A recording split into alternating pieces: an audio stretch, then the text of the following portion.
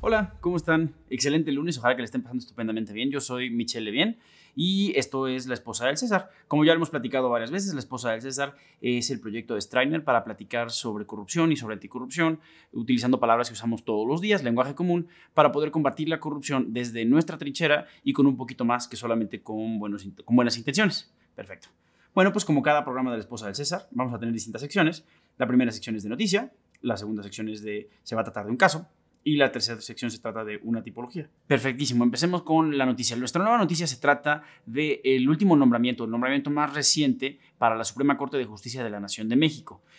Hace aproximadamente unos 5 o 6 días nombraron a la doctora Yasmín Esquivel Moza como nueva ministra de la Suprema Corte de México. Perfecto, para los que no saben qué es la Suprema Corte de México, bueno, tenemos el Poder Ejecutivo, el Legislativo y el Judicial, y dentro del Poder Judicial el órgano más alto, el más importante y el que se encarga de decidir estas cosas que después tienen la fuerza de ley, estos antecedentes que tienen la fuerza de ley, le llamamos jurisprudencia, se encarga de decidirlo este tribunal. Son 11 ministros y en este caso ella es la más nueva.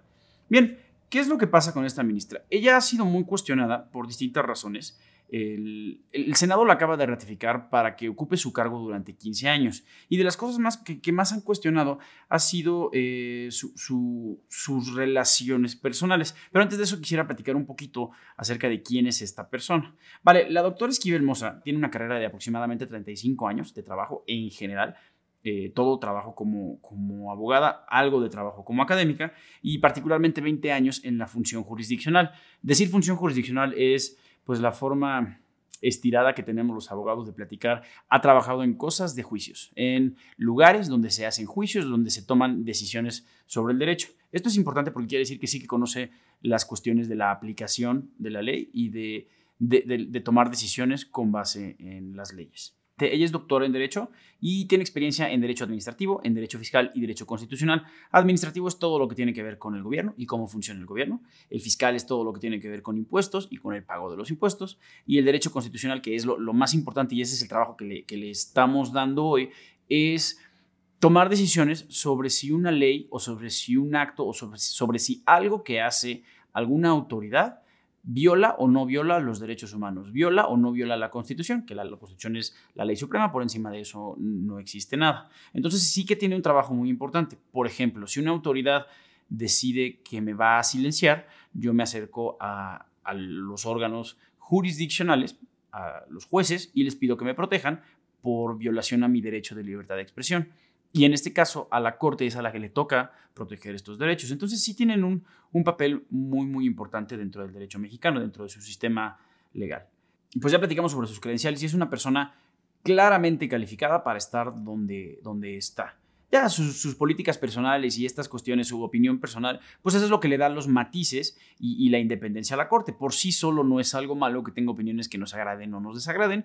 Es una persona capaz en el papel. Ahora, ¿por qué se le ha cuestionado mucho? Por la persona con quien está casada. A mí y a nosotros nos parecería de muy mal gusto solo hablar de ella en cuestión o desde la perspectiva de las relaciones o la afinidad que tiene, sería de pésimo gusto, pero no podemos dejar de lado las cuestiones de conflicto de interés porque este es un programa que se encarga de corrupción y de anticorrupción y de cuestionar todo lo que pueda ser cuestionable. Bien, el mayor problema por el que se le ha cuestionado en los medios es con quién está casada. Ella está casada con un hombre que se llama José María Riobó y bueno, no es una persona particularmente importante. Lo que es importante decir es que él ha sido asesor del presidente Andrés Manuel López Obrador y se dedica a cuestiones de infraestructura. Dicho de otra manera, recibe contratos del gobierno federal y por eso tiene una relación estrecha con el presidente. Entonces, para decirlo de forma muy clara, la nueva ministra de un poder independiente a la presidencia está casada con un amigo del presidente. ¿Esto es corrupción? No. ¿Es ilegal? No. ¿Es conflicto de interés? Puede ser. Acordémonos que conflicto de interés es yo trabajo en una organización, yo tengo un interés personal y los intereses de la organización están opuestos al mío. Es un riesgo, no por sí solo es algo malo. Si ese riesgo se convierte en actos indebidos, entonces ya esto puede ser malo o ilegal. En este caso no es ilegal que ella esté casada con quien está casada y bueno, esto por sí solo no es corrupción. Pero lo que sí es importante, o sea, para poder tener un panorama claro y que ustedes se formen su propia opinión, es que tenemos que recordar lo que es la corrupción. La corrupción es el abuso de un privilegio o de una posición privilegiada para generar un beneficio indebido. Si tenemos esta posición de privilegio, la utilizamos para generar algo que no es necesariamente nuestro trabajo para lo que se nos paga o para los intereses de la organización en la que estamos trabajando, entonces sí que se actualiza el beneficio indebido y entonces sí tenemos un acto de corrupción. ¿Esto ya pasó? No. A saber, no ha sucedido, pero sí nos estamos poniendo en una situación de riesgo al poner en manos de una persona relacionada con el Ejecutivo el control o acceso al Poder Judicial. Bien, pues pasemos ahora, ¿qué toca? ¿Caso? Caso, perfecto. Pues pasemos al caso. Hoy nos toca platicar de distintos casos de telecomunicaciones y esto sale... El caso que yo quiero platicar con ustedes o los casos que yo quiero platicar con ustedes se dan a raíz de un artículo que yo leí en pues, estas publicaciones de anticorrupción que son ultra ñoñas y lo leí en una publicación que se llama FCP Professor que publica Mike Kaler. Se escribe diferente, no suena exactamente así, es raro. Perfecto. Mike Kaler es un académico que se dedica a analizar distintos casos y cómo se aplica la ley estadounidense sobre actos de corrupción en el extranjero, que normalmente la conocemos como FCPA, significa en inglés Foreign Corrupt Practices Act, es un poco lo que les acabo de comentar. En este caso, en esta semana Mike Kaler publica un artículo en el que habla sobre los distintos convenios extrajudiciales que se han celebrado distintas empresas de telecomunicación gigantescas con el gobierno de Estados Unidos para resolver y dar por terminado casos de corrupción. Primero vamos a hacer una pequeña pausa, ya les hemos platicado varias veces que los actos de corrupción y el negociar con las autoridades de forma obviamente pública y abierta no es ilegal, ni siquiera es indebido. La finalidad de estas negociaciones es ahorrar recursos, evitarnos una investigación costosísima y a cambio la empresa puede recibir, beneficios, multas reducidas. En este caso, Michael platica de 3 empresas diferentes, de Vimpelcom, de Telia y de MTS. De MTS ya estuvimos platicando un poco, de Telia platicaremos más adelante, pero lo que es importante saber es que son 3 empresas que tocan, primero, Estados Unidos para hacer negocios, o sea, hacen negocios en Estados Unidos y dentro de su mercado, se dedican a las telecomunicaciones y las 3 han sido acusadas de pagar sobornos en otros países para conseguir, beneficios indebidos. Ahora no vamos a pararnos en qué es lo que presuntamente hizo cada una de estas empresas. Lo que es relevante es la suma que han pagado y esto es lo interesante que señala Kaler. De forma general, a grandes rasgos, estas 3 empresas han pagado aproximadamente 1.7 millardos de dólares. Millardos es miles de millones. Aquí es importante hacer. Por favor, no digan billones. Por favor, no digan billones, no digan billones. Eso no es un billón. Un billón es un millón de millones. Y bueno, sí que en inglés se utiliza la palabra billion, pero en español no y no. Perfecto. Han pagado 1.700 millones de dólares combinados en acuerdos extrajudiciales. De nuevo, los acusan de corrupción, el gobierno las investiga. Dentro de sus investigaciones, las mismas empresas se acercan a las autoridades y dicen, bueno, sí, admito la culpa, sí hicimos cosas indebidas y mejor vamos a negociar. Yo coopero contigo, te entrego a distintas personas, te doy acceso a mi empresa, a mis registros contables, inclusive a las propias instalaciones. Inclusive a veces lo que sucede mucho es que les instalan, les designan un interventor que es una persona que el gobierno nombra para que vaya a la empresa y esté supervisando, encargada del gobierno. Y a cambio de esto, pues les reducen las penas. Vale. ¿Esto es malo o bueno? No, depende de cómo se use. Siempre estos convenios se han hecho en público y aparentemente no hay conflicto de interés y no hay el potencial de actos indebidos. ¿Cuál es el problema de estos convenios? Que no hay control judicial. ¿Qué es el control judicial? El control judicial es las autoridades que investigan, se acercan con la empresa, le hacen una propuesta sobre negociar. Si quieres, ya no nos vamos a juicio y te bajo la multa. Y la empresa lo acepta y esa multa se paga directamente al gobierno. El problema, esto parecería que está muy bien, pero no se somete al escrutinio de una juez.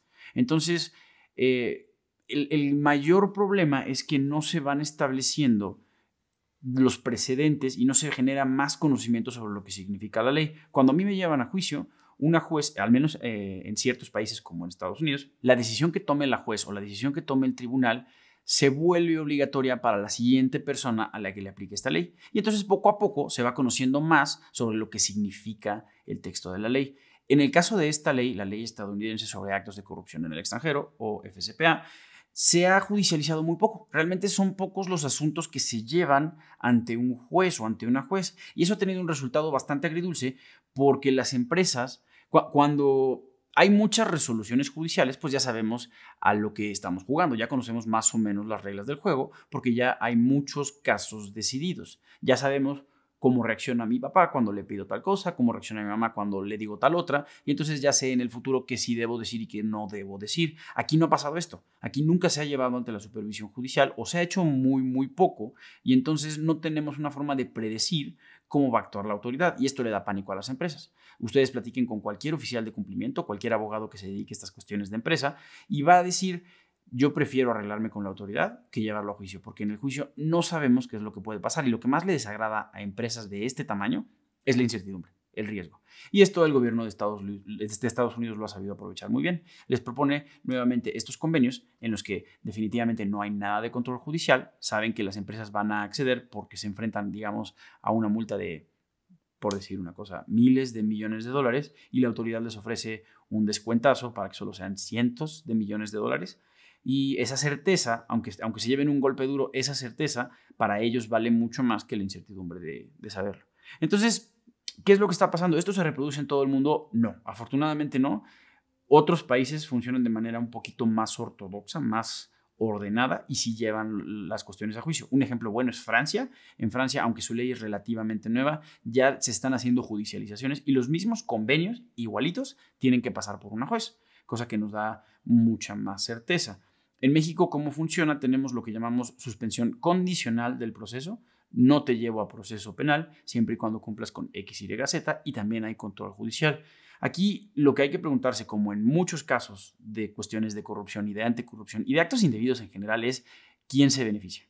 ¿Quién se beneficia de que no exista este tipo de control y de que se mantenga este tipo de control? Lo que es cierto es que no son las empresas. Y del otro lado, bueno, pues obviamente está el gobierno y los órganos judiciales. La decisión la tienen que tomar ustedes. Pasamos a la tipología. Como siempre recordamos que una tipología es un modelo o un ejemplo de algo. Entonces hablamos de la forma concreta en que un fenómeno se realiza. Cuando platicamos de una tipología sobre corrupción, hablamos de los pasos concretos que se siguen para llevar a cabo un acto de corrupción, como cuál es el truco para pagar un soborno. Perfecto. Pues hoy nuestra tipología es de los robos falsos o de los robos simulados.